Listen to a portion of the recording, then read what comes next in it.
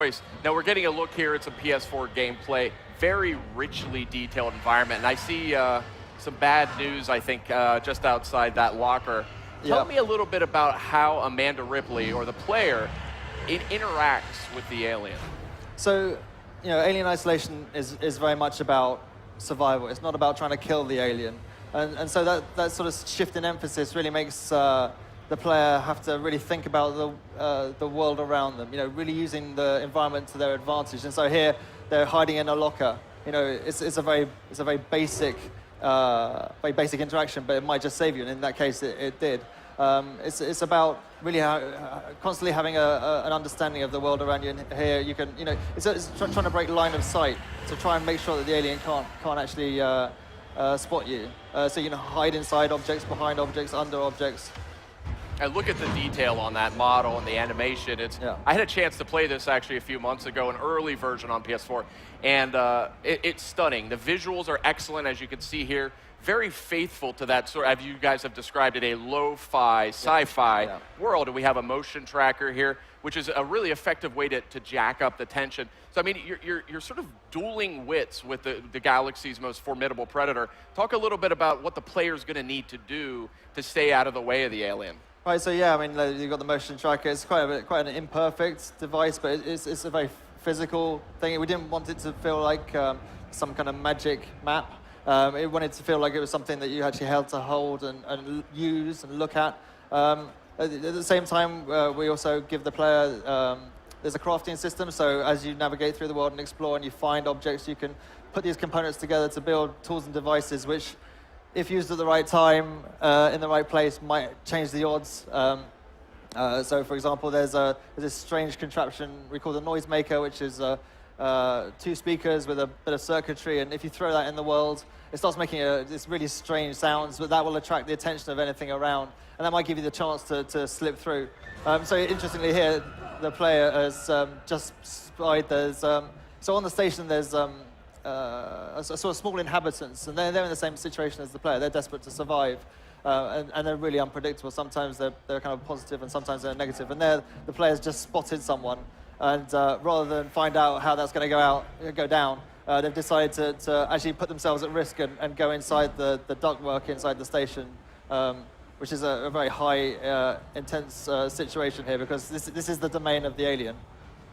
So one of the things that impressed me when I played the game was the alien, actually, the artificial intelligence. You guys actually have an interesting approach to this. The alien actually has senses. You sort of simulate how the alien behaves. Talk a little bit about that. Yeah, so I mean, I think from the start, we knew that if the alien was scripted, if it was on a preset pattern or a path, then for the player, it would start to, the scariness would start to diminish as you'd start to learn the pattern. And so we realized early on that this creature was going to have to use its senses of sight and sound to just drive its own behavior. So, as much as possible, we try and step back and just create a space and let the alien inhabit that world. And so when you're playing, it's very dynamic and reactive. And every time you play, it's a different experience. Everyone has a different story as to how they survive, because it's completely unpredictable.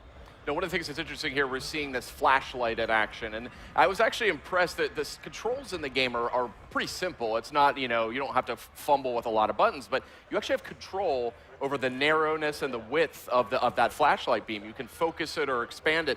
Talk about how that factors into gameplay. Well, so light's really important. The station is this very broken environment, and so being able to navigate your way is a really important part of the game.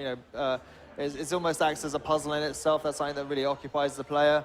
And obviously, with the alien around, you're having to navigate under a huge amount of pressure. And so light is important. But of course, at the same time, if you switch the light on, then that's a massive beacon to the alien. And so you have to use, again, it's using what you have at the right place at the right time, and using it, in a way that will help you to survive.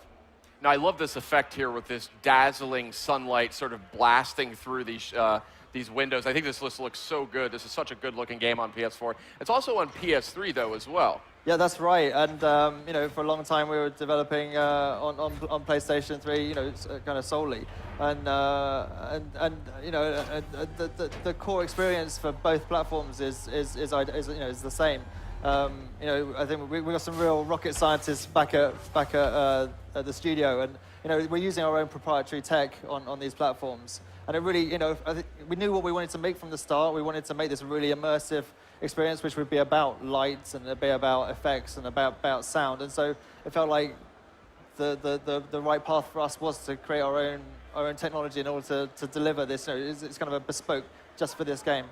I want to talk a little bit about sort of the mechanics of fear in a horror game here. And I think something you guys do very, very well is all too many games or movies that are scary, it's all about jump scares, startling you, and eventually the player just kind of gets numb to it. You guys are really good at building atmosphere. Talk a little bit about that. Well, I think a large part of that comes from immersion. You know, I think the level of fidelity in the world, the effects and the lighting really help feed the player, you know, get the player into a certain space in their head.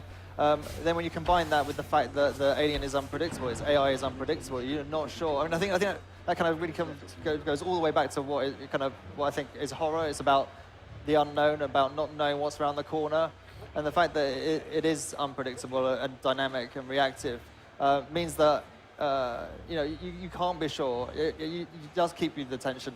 I guess that's the fun thing for us is, you know, we've been working on this game for over 3 years. And, you know, as developers, we play the game every day, all day, every day. And yet, you know, this game gets our hearts thumping, and you know, we die. You know, it still has a really sort of an emotional effect on us because every time we play it, it's like playing for the first time again because we don't know what's going to happen. Mm-hmm. So here we are. Talk to me a little bit about what we're seeing here. I haven't seen this footage, actually. So in this part of, at E3 we're showing a new slice of the game from the main campaign, and here the player is trying to they're trying to hack their way into the system, but they've now been approached by and attacked by these really super tough and super strong synthetics. I prefer the term artificial person myself. Sorry. Yeah, but. And you know, they're like I say, they're super tough, and so the players just use the iconic flamethrower to try and take them down. Looks like they had a few pistol rounds, so they've used those. But the player also has an EMP mine, which hopefully they'll use that. This is bad news. Okay, so that's stunned it, and hopefully we'll go in and try and finish them off. Now, these synthetics, as we've seen from the first film and from the second, are quite tough. Yeah, I mean, so the station is run by a different corporation. It's run by Seegson, which is a new part of the universe. They're nowhere near as advanced as Weyland-Yutani, so this is their version of. Well, they can't produce androids at the same level as Ash, and so this is their kind of much more back to basics version. Like I said, you know, earlier, you know. During the game, they are positive, and they help the player, but it's unpredictable. You're not sure which way they're going to go. Now, I did see a handgun come out there at one point to shoot the synthetic, it looked like. I'm assuming if you try that against the alien, that's not going to get you too far. No, that's not going to be very effective at all. I mean, you know, I think the interesting thing for us is putting these things in the world and just letting the player choose how they use them. Yeah, there is a pistol.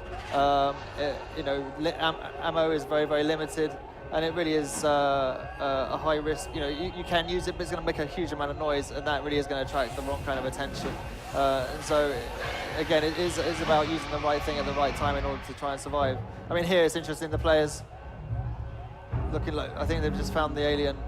I think all the noise in the world is attracted the alien, and the alien has instead of charging at the character, at the player, has gone back into the vents.